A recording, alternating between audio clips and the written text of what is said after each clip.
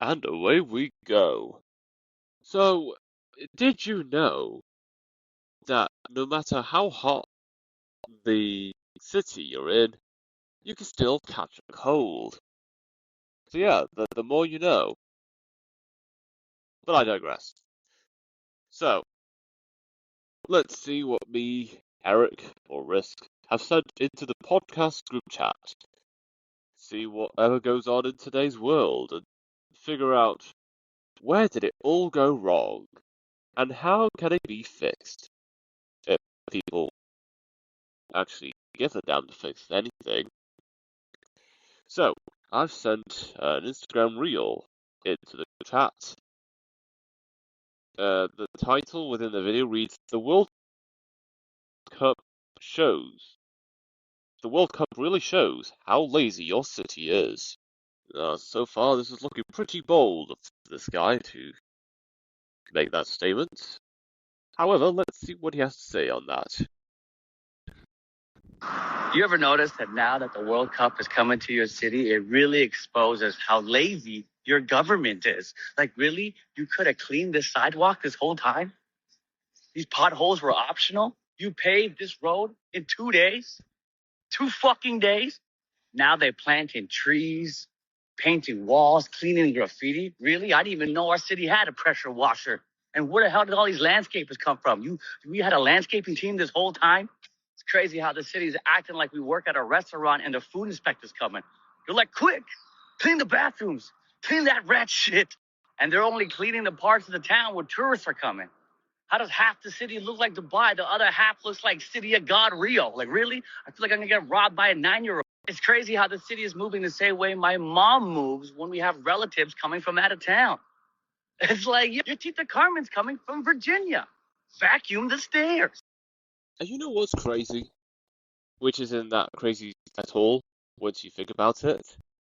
This isn't the first time that either a national, state, or subdivisional government have actually put effort into cleaning up the mess and making everything neat and tidy for whenever tourists come over for a major event, or if a world leader comes visiting all of a sudden. So, of course, when I saw that video, this is not new. This was gonna happen, and it's unfortunate that only when things actually are addressed and whatever messes exist, they get cleaned up, all because they want to make it look good upon first impressions by either the tourists for a major event or whatever world leader is coming visiting in whatever town, city, or whatever, and they have to make it look nice. So whenever people come visit this place, they're like, "Wow, this place is amazing! I might actually move here." Not knowing what the place actually looked like a few weeks, never mind a few days. Actually, no. Let alone, and never mind, a few months before the tourists and the world leaders came visiting the city or town that these people were going to visit. So, it's not just deceptive to make people think that this place is very tidy and well maintained when a couple weeks or months ago that was even close to what it looks like the moment you come in as a tourist. It's also insulting to the local residents who for their entire lives have lived in the said city or town, where all the tourists are coming over and where the world leaders come over to have a state visit. And just like that guy in the video, he's like, "Oh, now you decide to clean stuff up. Oh, I didn't know you can actually fill in the potholes and pick up the trash and relocate the homeless people." Yeah, what sad times we live in. And even when the event, that is the FIFA World Cup in the US, Canada, and Mexico, once that's over, when all the tourists officially go home to wherever country they've left from to see their country compete on the world stage, that's probably the last time, if ever, that you will ever see your city or town in the state that it is just to make great first impressions for all the tourists coming over. Who knows when the next major event will come up, and governments, either at the national or local level, would put in effort to make things neat and tidy for when the tourists come over for whatever major event is taking place. And then they'll just leave it at that. They're not going to do anything else because they don't see any incentive to make their own local communities look great for anyone. Not even mainly for their local residents who their entire lives, most of their years, they have lived in these towns and cities. They always tell their local governments that the potholes need to be filled. There's so much trash everywhere.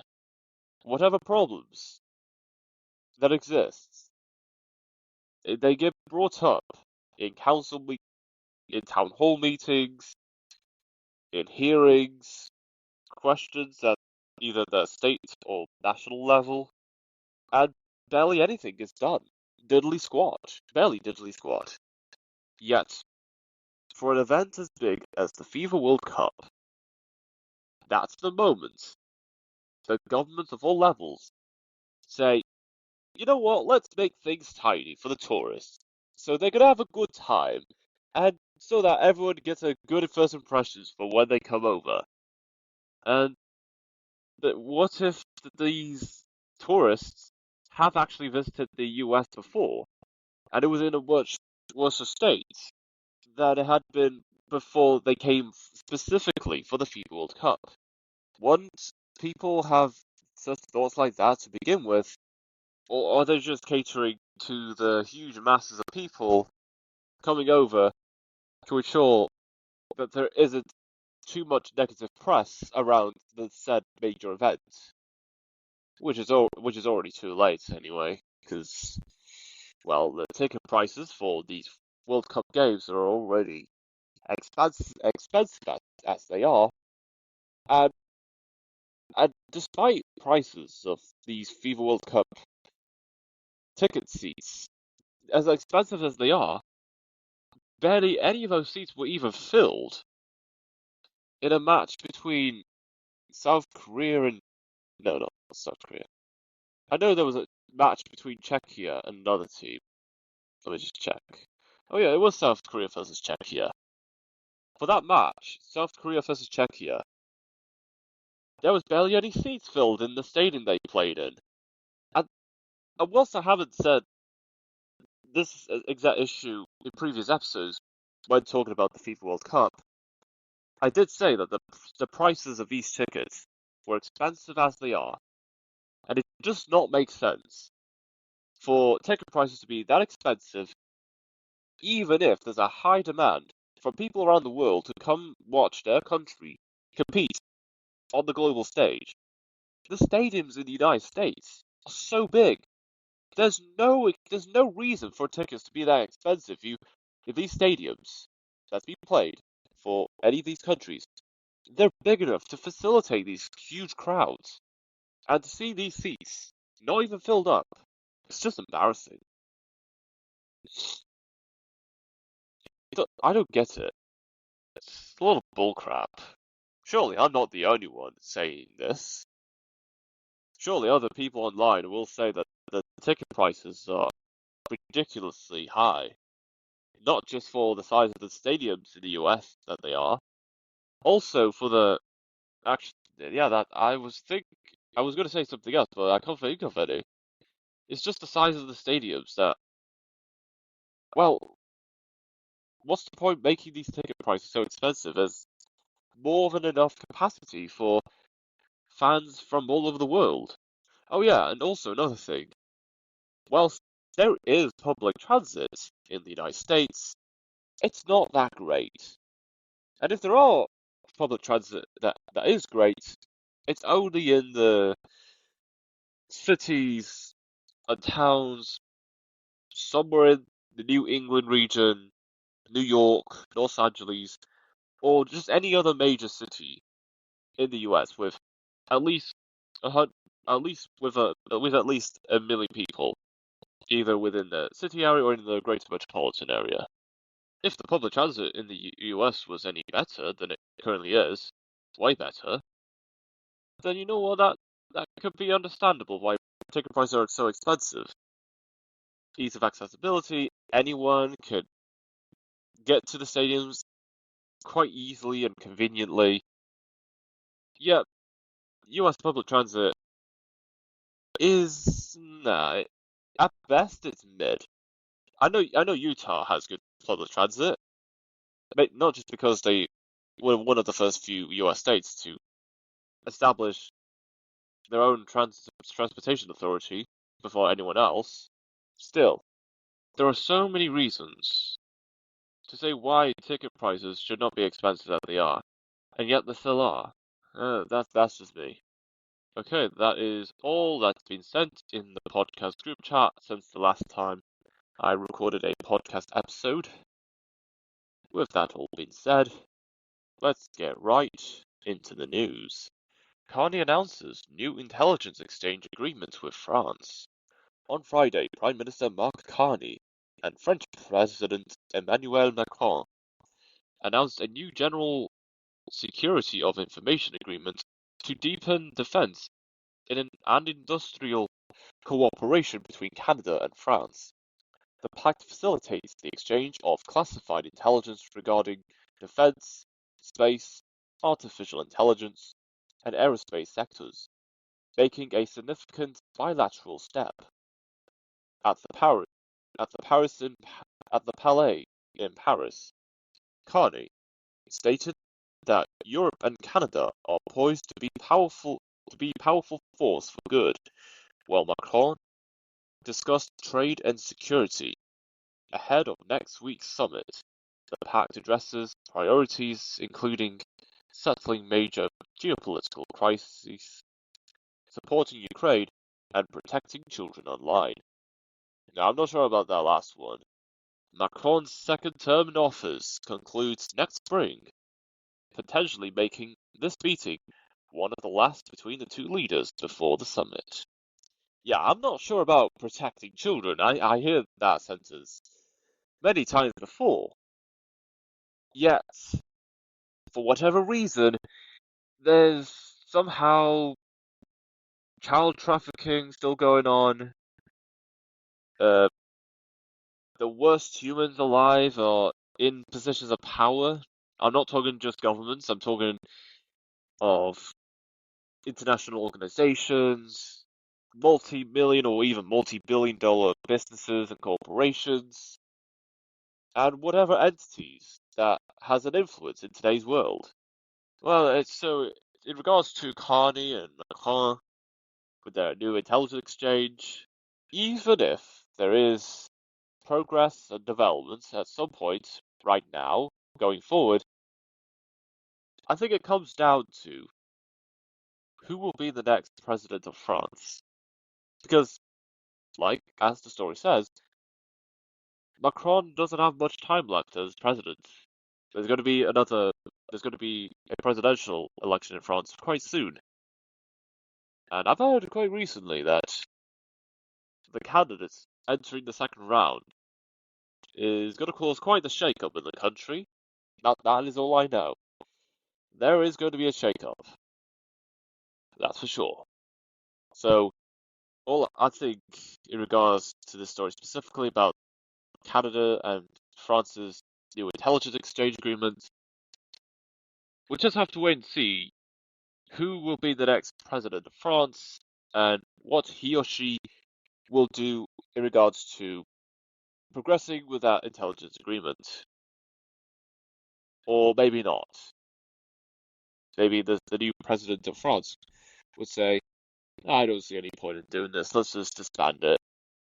That could be the case. It's just too soon to say if that is going to be the case. Google sues Chinese cyber crime network that used Gemini to automate scams. On Friday, Google filed a lawsuit against China-based cybercrime network Outsider Enterprise, which allegedly used Gemini to impersonate Google, YouTube, the Postal Service, and EasyPass. During a 2-week period, the network deployed 9,000 fake websites, 1 million fraudulent URLs, and 2.5 million texts to Android users, financially scamming hundreds of thousands of victims. Coordinating with the FBI, T-Mobile, and Verizon, Google is actively blocking scam texts and uses AI-powered tools to intercept more than 10 billion scam messages a month.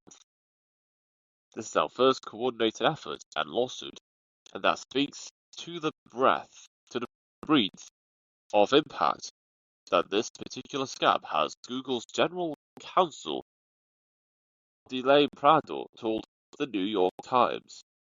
Google is advocating for updated laws, including the National Strategy for Combating Scams Act and the Strategy Task Force on Scam Prevention Act, to address how AI technology can supercharge threats. Yep, here we go again. US versus China. They're going back and forth. Why wouldn't they? They're the big two economical powerhouses. They're in a trade war. Of course they're going to go back and forth and use that technology to undermine their superiority in the such. This is not new. This is going to keep happening until, well, China gets what they want, which is to be the biggest economical powerhouse in the world, and to be the new global influence in the world that we live in today. Or maybe not, who knows. For now, let's see what happens next with Google and the court case. As big as these companies are, people thought this was going to be serious and everyone was going to be talking about it. Will they? Will they though? Are we going to hear anything about this? Probably not. Surely someone will be interested, but not me, because it's no surprise. It's been done before, and it's going to be the same ending as well. Judge awards Blake Lively legal fees, but no more damages in dispute over It Ends With Us film. On Friday, U.S. District Judge Louis Lyman ordered Justin Baldoni and Wayfarer Studios to pay Blake Lively's legal fees, ruling she acted without malice in her sexual harassment complaint. Lively's motion invoked California Civil Code Section 47.1, a 2023 law designed to shield survivors of sexual harassment and discrimination from retaliatory defamation lawsuits when reporting misconduct in good faith. Judge Lyman denied Lively's request for treble and punitive damages, explaining the California statute does not create an end run around the entire set of carefully crafted federal procedural rules. Lively's attorneys stated the decision confirms she brought her claims in good faith, while the settlement agreement expressively preserves her right to pursue damages through alternative procedural mechanisms.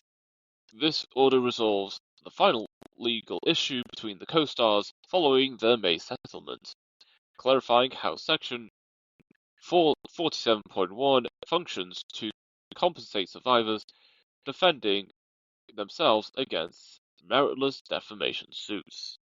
Now, if Risk 11 was on here right now, he's not going to bash on California for whatever laws and judicial systems that they have in the states level.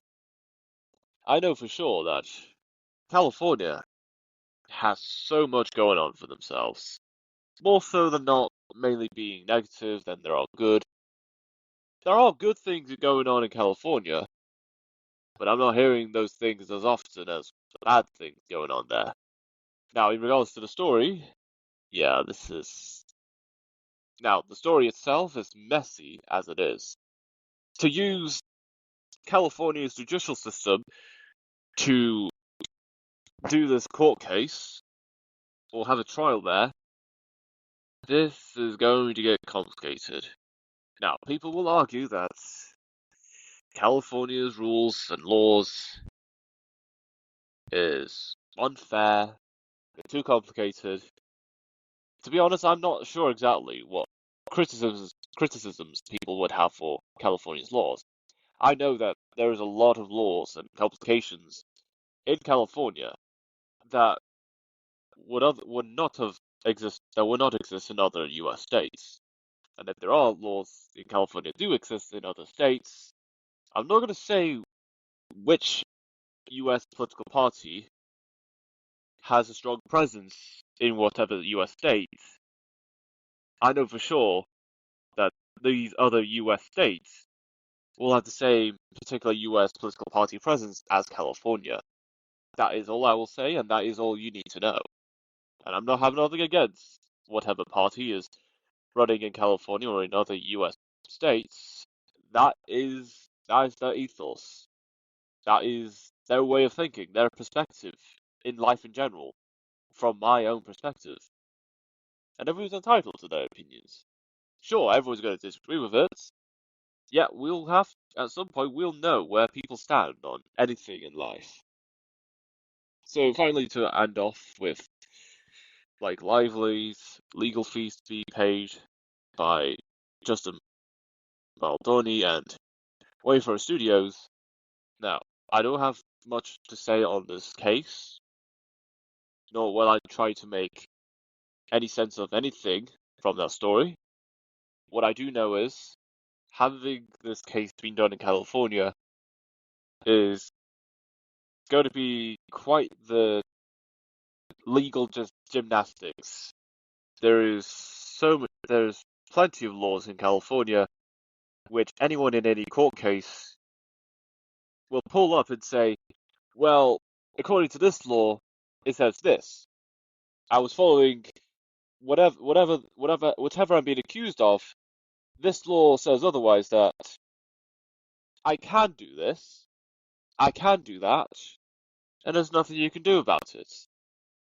Now, that's at least the brief of what people using Californian laws would argue. That's not to say that perpetrators could get away easily with these laws. It's just a lot going on in California with its laws. Anyone can pull up to say, I am not guilty, I am acting in good faith, and I am not a naughty boy. And yeah, I'll just leave it at that. Hopefully, whoever's in the wrong pays the price, and whoever is in the right, well, they continue to live life how they want to live life. I'm not sure exactly who's in the right and who's in the wrong. All I know is there is a lot that anyone can use to do anything to prove their case or prove their arguments in what perspective and stance they have in the case which is going on. Neolithic humans, not glaciers, likely transported Stonehenge's altar stone over 400 miles. Researchers from Sheffield Hallam University and Curtin University reported that Stonehenge's altar stone likely travelled via glacier to Doggerland before prehistoric Britons transported the 6-ton monolith 700 kilometres to Salisbury Plain. Co-lead author Dr. Anthony Clark from Curtin explained that glaciers could not have reached southern England, meaning the monoliths required deliberately and carefully planned human transport across a challenging landscape. Dr. Remy Venice said climate-induced migration likely drove the audacious decision to move the stone, as rising sea levels submerged Doggerland at the end of the last ice age, using advanced mineral fingerprinting on more than 500 zircon crystals. Researchers found no glacial evidence near Salisbury Plain, reinforcing that Neolithic communities organized the stone's multi-stage relocation. Future research will aim to pinpoint the stone's exact source in northeast Scotland. While Professor Chris Kirkland noted the study adds an important piece to understanding Stonehenge's original purpose. Now, people would be wondering, what on earth is Doggerland? Is it a land of dogs? Well, no. Doggerland is a huge landmass, mainly in the North Sea, which is north of Netherlands, Belgium, Germany, west of Denmark, east of the UK, and south of Norway. During the Ice Age, when sea levels were much lower, people could walk across Doggerland from mainland Europe to the British Isles. However, since once the Ice Age was over and all the ice caps melted, the sea level rose, submerging all of Doggerland underwater. So anyone that migrated from mainland Europe to the British Isles want to go back to the mainland Europe after the Ice Age had melted all the ice and risen the sea levels, unless one of them have either advanced critical thinking and very resourceful a very resourceful mindset to build themselves a raft to cross the treacherous waters.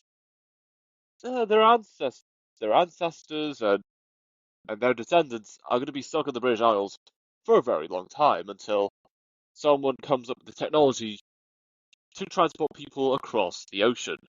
So, now, as for the Stonehenge monolith, or just the Stonehenge,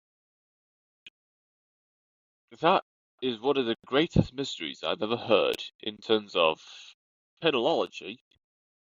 No, that's not how you say it. Anyway, this is one of the greatest mysteries, at least in geology, I've ever heard. The moving of stones across many lands is quite fascinating, and especially since all those thousands of years ago, there isn't such technology where lifting heavy materials would be so easy for anyone unless there were hundreds of very beefy, strong men that could carry the stones across thousands or even hundreds of kilometers across multiple, across nations, settlements, and other very rough terrain. So, to hear that, there is research about how did the Stonehenge move across hundreds of kilometers despite the limited technology that existed. Wow, that is something. That is quite the feat.